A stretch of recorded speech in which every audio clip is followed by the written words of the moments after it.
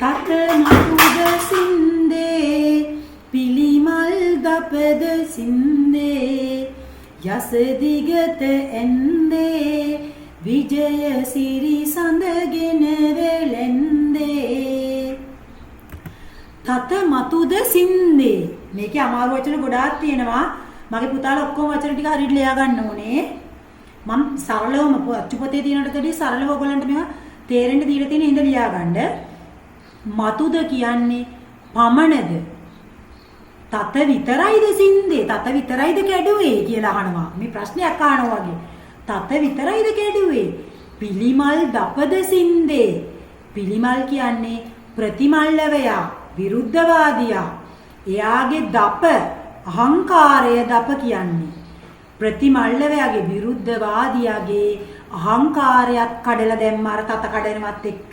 මම ඔයගලන්ට මේක කිව්වේ මේ තියෙන්නේ මොකද්ද? මේක ඇවිල්ලා ව්‍යංග්‍යාර්ථයක් පුතේ. මොකකින් හරි ගහලා කඩනවනේ මේ වෙන දෙයක් කියන්නේ. තත කඩනකොට අර ප්‍රතිමල්ලවයාගේ ආඩම්බරයත් අහංකාරකමත් කඩලා දානවා. ඒව මාක් කරගන්න. යස දිගත ඇන්දේ. යස කියන්නේ කීර්තිය. දිගත සියලු දිශාවන්හි ඇන්දලු. මේක සිතුවමක් වගේ මේ කීර්තිය කියන එක සියලු දිශාවන්හි ඇන්දලු විජය සිරිසඳගෙන වැළැන්දේ. විජය කියන්නේ ජයග්‍රහණය, සිරිසඳ කියන්නේ ශ්‍රියා කාන්තාව, වැළැන්දේ කියන්නේ වැළඳගත්තා. ජයග්‍රහණේ ශ්‍රියා කාන්තාව වැළඳගත්තා. අන්න පුතේ ව්‍යංග්‍යාර්ථයක්. එතන තියෙන ව්‍යංග්‍යාර්ථයක් මාක් කරගන්න පුතාලා. ඒ කියන්නේ මේ කාවත් ශ්‍රියාකාන්තාව වැළඳගත්තා නෙමෙයි ගුත්තිල ඇදුරුතුමා. ජයග්‍රහණය කියන ශ්‍රියාකාන්තාව වැළඳගත්තා කියන එක ව්‍යංගයෙන් කියන්නේ පුතේ මෙයා ජයග්‍රහණය අති විශිෂ්ට ජයග්‍රහණයක් ලබා ගත්තා කියලා තමයි මේ ව්‍යංගයෙන් කියන්නේ.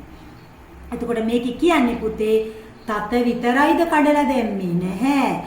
විරුද්ධවාදියාගේ ප්‍රතිමල්ලවයාගේ අහංකාරයක් කඩලා දැම්මා.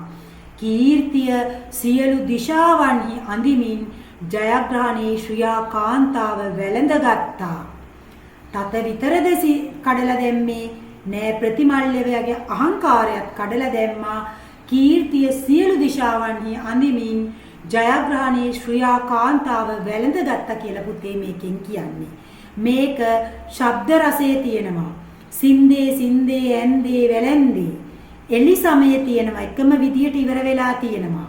ඊළඟට ව්‍යංග්‍යාර්ථ තියෙනවා. ව්‍යංග්‍යාර්ථ තියෙනවා. පිළිමල් දපසින්දා, විජය සිරිසඳ වැළැන්දා කියලා